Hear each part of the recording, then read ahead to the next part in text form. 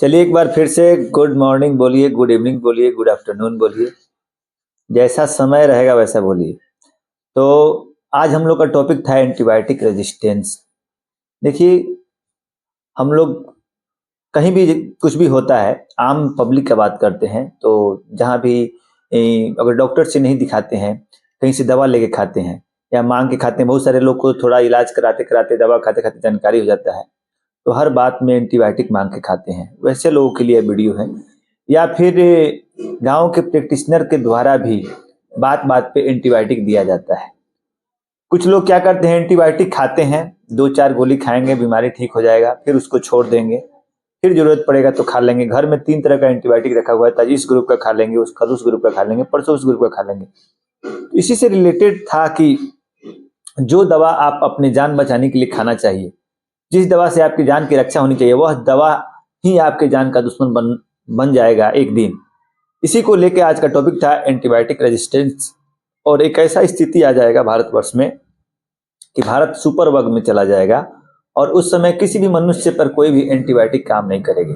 जैसे कि नाम से ही प्रतीत होता है कि एंटीबायोटिक का मतलब होता है एंटी बैक्टीरियल, यानी कि बैक्टीरिया को मारने वाले। बहुत सारे इन्फेक्शन हमारे शरीर में होते हैं, कुछ बैक्टीरियल होते हैं, कुछ वायरस से रिलेटेड होते हैं इन्फेक्शन, और कुछ फंगल से रिलेटिव होते हैं, कुछ पैरासाइट से रिलेशन होता है, कुछ बैक्टीरिया, वायरस, पैरासाइट, फंगस का। तो वह अलग अलग जीव जो होता है, परजीवी होता है, या फिर जो अलग अलग सूक्ष्म जीव होता है जो हमारे शरीर में बीमारी पैदा करता है। तो बैक्टीरियल रेजिस्टेंस भी होता है, वायरल रेजिस्टेंस भी होता है, फंगल भी रेजिस्टेंस होता है। यदि बैक्टीरियल इन्फेक्शन लगा हुआ है तो बैक्टीरिया का दवा ही काम करेगा। बैक्टीरिया एंटीबायोटिक का क्या काम होता है कि जो हमारे शरीर में बैक्टीरिया ग्रोथ किया हुआ है, जो बैक्टीरिया इंटर किया हुआ है, उसको मारना और उसके ग्रोथ को रोकना।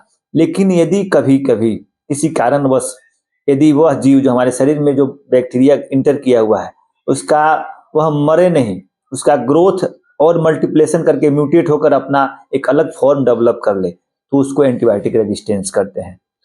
जैसे हमको बैक्टीरियल इन्फेक्शन में बैक्टीरिया का दवा खाया जाता है, वैसे ही वायरल इन्फेक्शन में एंटीवायरल खाया जाता है, फंगल में एंटी फंगल खाया जाता है, और पैरासाइटिक इन्फेक्शन में पैरासाइट हेलमिंथ से इन्फेक्शन होता है तो पैरासाइटिक ड्रग खाया जाता है। लेकिन यदि हमको कोई, जैसे सीजनली हमको सर्दी खांसी बुखार होता है, इन्फ्लुएंजा होता है, वायरल डिजीज है, सोर थ्रोट होता है, फंगल इन्फेक्शन होता है, पेट खराब होता है, पेट में गैस होता है, लीवर का प्रॉब्लम होता है, बाल झड़ता है, शरीर में कोई भी बीमारी होती है जिसका कहीं दूर दूर तक लेना देना नहीं है बैक्टीरिया से, उस बीमारी में हम जब एंटीबायोटिक खाते हैं तो अत्यधिक यूज के चलते हमारे शरीर में को मिलाकर यही कहना है कि बिना प्रूफ के, बिना आवश्यकता से, बिना किसी कंफर्मेशन के जो एंटीबायोटिक का इस्तेमाल कर रहे हैं किसी भी बीमारी में, वह हमारे लिए जानलेवा है। और आज इसका समझ नहीं आ रहा है। जब समय निकल जाएगा, जब एक ऐसा समय आएगा जिसमें हमको कोई बड़ा बीमारी होगा, जिस समय हमको ज्यादा एंटीबायोटिक की जरूरत होगी, हमारे जीवन बचाने के लिए जब दवा की जरूरत होगी, उस समय यह दवा काम करना बंद कर देगा। एंटीबायोटिक एक बहुत ही मेडिकल मेडिकल मतलब लाइन में एंटीबायोटिक का इस्तेमाल ब्रह्मास्त्र के रूप में किया जाता है। आज के समय में यदि आपको कुछ भी नहीं आता है, गांव का डॉक्टर लोग ऐसे ही सफल हो रहा है, क्योंकि किसी भी चीज में वे एंटीबायोटिक का इस्तेमाल करते हैं। अंधरा के लाठी बोलते हैं ना, एक भोजपुरी में कहावत है कि कुछ भी हुआ तो एंटीबायोटिक और कार्टिसोन लगा देना है, कुछ ना कुछ तो फायदा करेगा, नुकसान करेगा तो करेगा, बाद में करेगा। इसके बाद एंटीबायोटिक का ज्यादा इस्तेमाल करने से, अनवांटेड इस्तेमाल करने से हमारे सब ऑर्गेन्स में भी परेशानी होती है।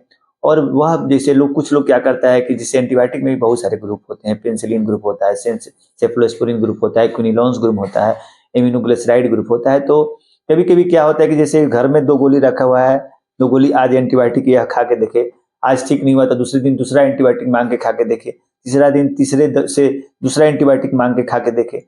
तो एंटीबायोटिक का प्रॉपर डोज नहीं होने से, एंटीबायोटिक का मिसयूज होने से, एंटीबायोटिक का सही ज्ञान नहीं होने के चलते हम बैक्टीरिया जो हमारे शरीर में इंटर किया हुआ है, वह बैक्टीरिया क्या करता है, वह एंटीबायोटिक से रेजिस्टेंस डेवलप कर लेता है और उस एंटीबायोटिक का उसके असर पे निष्क्रिय हो जाता है, उसके शरीर पे असर। अभी आप देखिए कि बहुत सारा, आप जब कल्चर सेंसिटिविटी टेस्ट हम लोग कराते हैं, ब्लड कल्चर या फिर यूरिन कल्चर, तो उसमें एंटीबायोटिक का सिलेक्शन होता है कि कौन सा बैक्टीरिया ग्रोथ किया हुआ है, और उसको कौन सा एंटीबायोटिक दिया जाएगा तो अच्छा काम करेगा। लेकिन कुछ कुछ ऐसे केसेस में हम लोग को देखने को मिल रहा है कि अगर 20 एंटीबायोटिक का ग्रुप है उस कल्चर में, तो कम से कम 9, 10, 15 तक एंटीबायोटिक जो है रेजिस्टेंस डेवलप कर चुका है। यानी कि कोई शरीर में कितना भी एंटीबायोटिक का यूज कर रहा है और रेजिस्टेंस होगा तो वह दवा उस बीमारी के लिए काम ही नहीं करेगा और मरीज की स्थिति भयानक हो जाएगी और उसके जान पे खतरा बन जाएगा और मरीज की जान भी जा सकती है। तो इसलिए एंटीबायोटिक के बारे में समझना बहुत जरूरी है कि एंटीबायोटिक का कहाँ पे यूज करना है।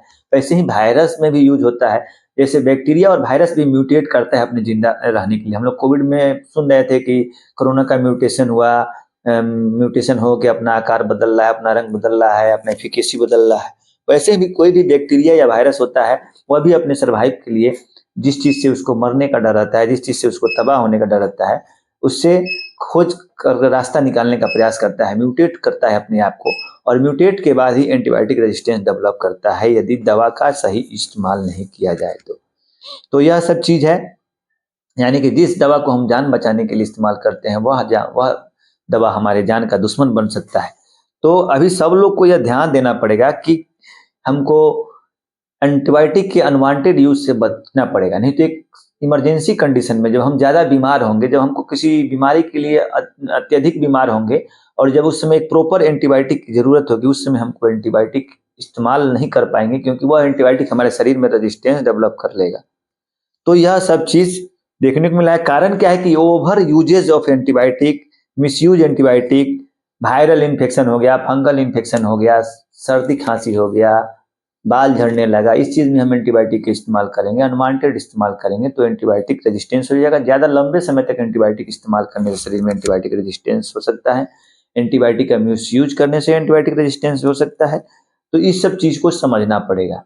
एंटीबायोटिक का सबसे ज्यादा रेजिस्टेंस का डर किस चीज में होता है, तो छोटे बच्चों में एंटीबायोटिक रेजिस्टेंस का सबसे बड़ा डर होता है, खतरा होता है।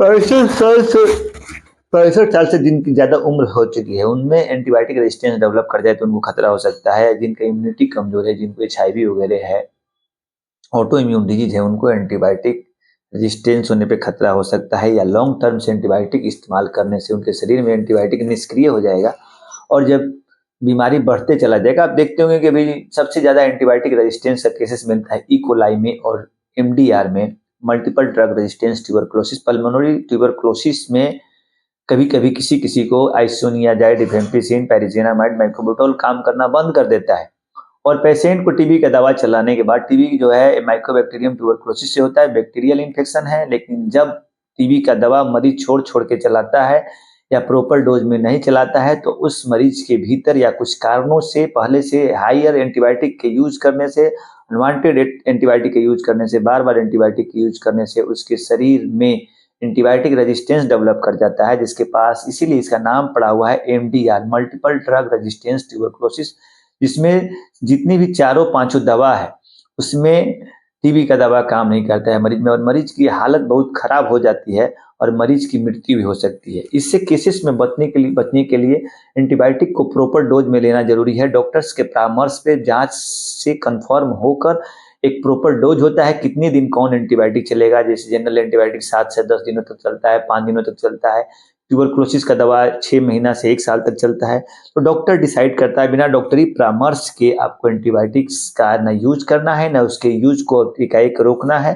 प्रॉपर डोज में यूज करने से हम लोग बच सकते हैं। वैसे ही कोलाई के केसेस में भी देखा गया है। तो विश्व में जितने भी एंटीबायोटिक रेजिस्टेंस के केसेस पाए गए हैं वह 2 बैक्टीरिया पर ज्यादा इसका असर देखा गया है। एक MDR, multiple drug resistance tuberculosis, जो पल्मोनरी ट्यूबरकुलोसिस में देखने को मिलता है, और दूसरा इश्चेरिया कोलाई जो कोलाई होता है। देखिए किसी बच्चे को या फिर किसी आदमी को कोलाई डेवलप करता है, पेशाब का इन्फेक्शन है, यूरिनरी ट्रैक इन्फेक्शन डेवलप करता है कोलाई, तो बार बार उसको कोलाई यूरिन ट्रैक इन्फेक्शन होगा। बार बार कोलाई होने से, यूरिनरी ट्रैक इन्फेक्शन होने से उसके किडनी पे भी असर हो सकता है और किडनी भी डैमेज हो सकता है। तो यह सब चीज को ध्यान देना है।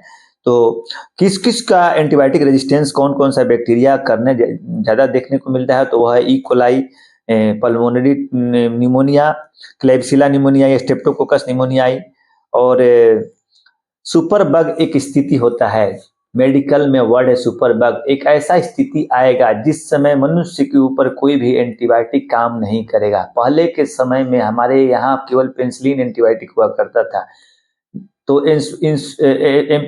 पेनिसिलिन एंटीबायोटिक हुआ करता था। पेनिसिलिन एंटीबायोटिक से ही सारे प्रकार के बैक्टीरियल इन्फेक्शन को कंट्रोल किया जाता था, जिससे बहुत सारे इलाज में तकलीफ होती थी और बहुत सारा बैक्टीरिया पे हम लोग उसको नहीं मार पाते थे और पेशेंट को बहुत तरह की कठिनाइयों का सामना करना पड़ता है। इसी को लेकर वैज्ञानिकों द्वारा बहुत तरह के एंटीबायोटिक का खोज किया गया, जैसे पेनिसिलिन ग्रुप में ही एम्पिसिलिन, क्लोक्सासिलिन, एमोक्सिसिलिन, फिर आपको सेफ्लोस्प्रिन ग्रुप आया, क्विनोलोन्स ग्रुप आया, इम्यूनोग्लिसराइड ग्रुप आया। यह सब बहुत सारा ग्रुप्स आया, एंटीबायोटिक का खोज किया गया। लेकिन इस एंटीबायोटिक का इतना मिसयूज किया जा रहा है, अभी इतना अनवांटेड यूज किया जा रहा है कि कोई एक ऐसा समय आएगा कि जितने एंटीबायोटिक का खोज हुआ है उसमें से कोई भी, किसी के पास जाइए थोड़ा सा इन्फेक्शन है तो डॉक्टर हाई डोज में एंटीबायोटिक लिखता है, या फिर पेशेंट भी अपने आप से बोलता है कि सबसे तगड़ा एंटीबायोटिक दीजिए। गाँव में भी बिना किस तरह का स्पेसीज, किस तरह का बैक्टीरिया इन्फेक्शन है, स्ट्रेप्टोकोकस का है कि स्टेफाइलोकोकस है, ग्राम नेगेटिव है, ग्राम पॉजिटिव है, क्लेबिसिला है, किस तरह का है, ई कोलाई है, बी कोलाई है, क्या है कुछ नहीं मालूम है, कोई से कोई एंटीबायोटिक चला देना है। क्या ग्राम नेगेटिव में किसका रोल है, ग्राम पॉजिटिव में किसका रोल है, कोई जानकारी नहीं है। तो इसके मिस यूज से, इसके अनवांटेड यूज से एक ऐसा समय आएगा जब हमारे शरीर में एंटीबायोटिक रेजिस्टेंस हो जाएगा और उसके बाद सुपर बग स्थिति होगी, जब कोई भी दवा, कोई भी एंटीबायोटिक किसी भी बैक्टीरिया पर काम नहीं करेगा और मनुष्य तड़प तड़प के छटपटा के मर जाएगा इलाज के अभाव में। और उसके इकोनॉमिकल स्थिति पे भी बोझ पड़ेगा, हॉस्पिटल वाले को ज़्यादा मेहनत करना पड़ेगा, डॉक्टर को ज़्यादा मेहनत करना पड़ेगा, और पेशेंट का जो बीमारी कम पैसा में खर्च होना चाहिए वह पेशेंट का ज़्यादा पैसा लगेगा, इकोनॉमिकल हरास होगा। और एक हो सकता है कि इस सब के बावजूद भी पेशेंट को बचाना मुश्किल हो जाए, सुपर बग में चला जाएगा जब देश। और सबसे ज़्यादा एंटीबायोटिक का इस्तेमाल मैं बार बार कहता हूँ बिहार और इंडिया के बिहार में होता है।